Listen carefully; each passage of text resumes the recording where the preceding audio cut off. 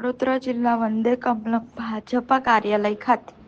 મહારાણી અહિલ્યાબાઈ હોલકરની 300મી જન્મજયંતિ નિમિત્તે યુવા ગોષ્ઠીનું આયોજન. પુણ્યશ્લોક મહારાણી અહિલ્યાબાઈ હોલકરની 300મી જન્મ જયંતિ નિમિત્તે જિલ્લા પ્રમુખ શ્રી રસિકભાઈ પ્રજાપતિની અધ્યક્ષતામાં યુવા ગોષ્ઠીનું કરવામાં આવ્યું હતું,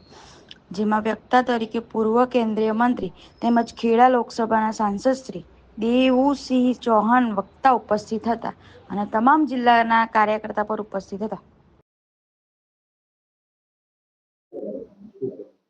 અખિલ ભારતીય જનતા પાર્ટી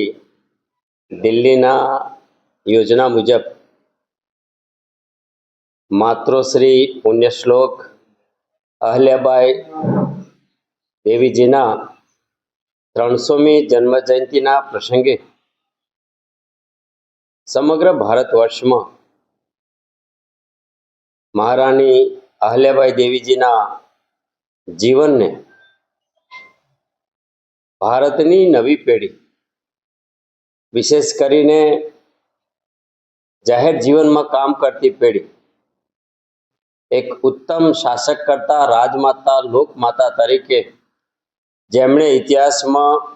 પોતાનું સ્થાન બનાવ્યું છે, અનેરું સ્થાન બનાવ્યું છે. 300 વર્ષ પહેલા તેઓશ્રીનો જન્મ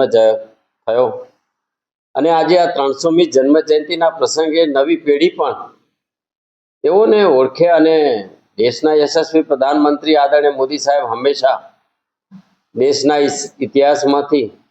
આવા ગૌરવવંત પાત્રોમાંથી શીખ લેવાની, પ્રેરણા લેવાનો આગ્રહ રાખે છે. દેશની 75મી વર્ષની આઝાદીના પ્રસંગે પણ તેઓનો આગ્રહ હતો કે અનસંગ હીરોઝને સમાજની સમક્ષ લાવવા જોઈએ. દેશ માટે જેમણે પણ જે યોગદાન, ત્યાગ, બલિદાન, શહીદી વહોરી છે તેઓની કથા નવી પેઢી સમક્ષ લાવવી જોઈએ. ત્યારે ભારતીય જનતા પાર્ટી ગુજરાતે પણ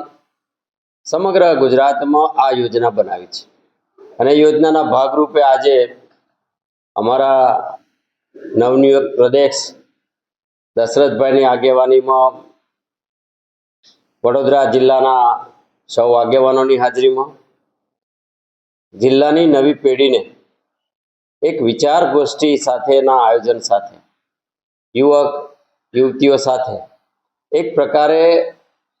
મહારાણી અહિલ્યાબાઈ દેવીજીના જીવનના પ્રસંગોને કહીને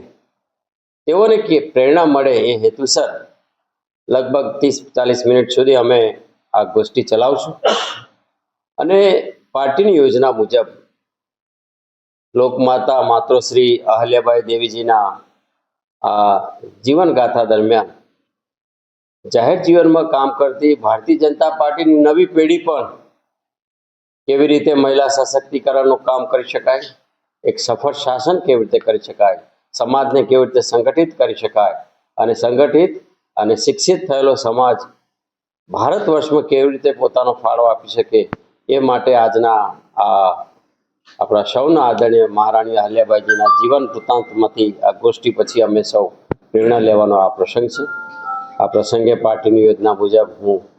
વડોદરા જિલ્લામાં આજે મુખ્ય મથકે ઉપસ્થિત થયો છું. મારી સાથે સૌ સિનિયર આગેવાનો છે, અમારા જિલ્લાના પ્રમુખશ્રી છે અને તેઓની સાથે અમે આ એક પ્રસંગમાં હાજરી આપવા ઉપસ્થિત છીએ. કોઈ ખાસ ગોષ્ઠીની વાત એ છે કે મેં જેમ કહ્યું કે આપણને મધ્યકાલીન યુગનો ઇતિહાસ, હું તો ત્યાં સુધી કહીશ કે ડાબેરીઓ દ્વારા, લેફ્ટિસ્ટ દ્વારા આપણને અકબર મહાન છે અને આવી બધી વાતો ભણાઈ છે અથવા તો એ કાળની તારીખ સાથેની શાસનકાળ બતાવ્યો છે. પરંતુ એવા શાસકો પણ આ દેશમાં થયા છે કે જેમનો ઇતિહાસ છે ને જેમણે રાષ્ટ્ર, ધર્મ અને આપણી સભ્યતા, સંસ્કૃતિ માટે ખૂબ મોટો ફાળો આપ્યો છે. એને ક્યાંક ને ક્યાંક અન્યાય થઈ રહ્યો હોય ઇતિહાસમાં, ત્યારે આવા પાત્રોને નવી પેઢી સમક્ષ લાવીને એમના જીવનમાંથી પાઠ લેવાનું, પદાર્થ પાઠ લેવાની આ ઘટના છે. ત્યારે પાર્ટીનો આ પ્રયત્ન ખૂબ સરાહનીય છે અને અમારા જેવા કાર્યકર્તાઓ પણ આ કાર્યક્રમમાં જોડાયા છે.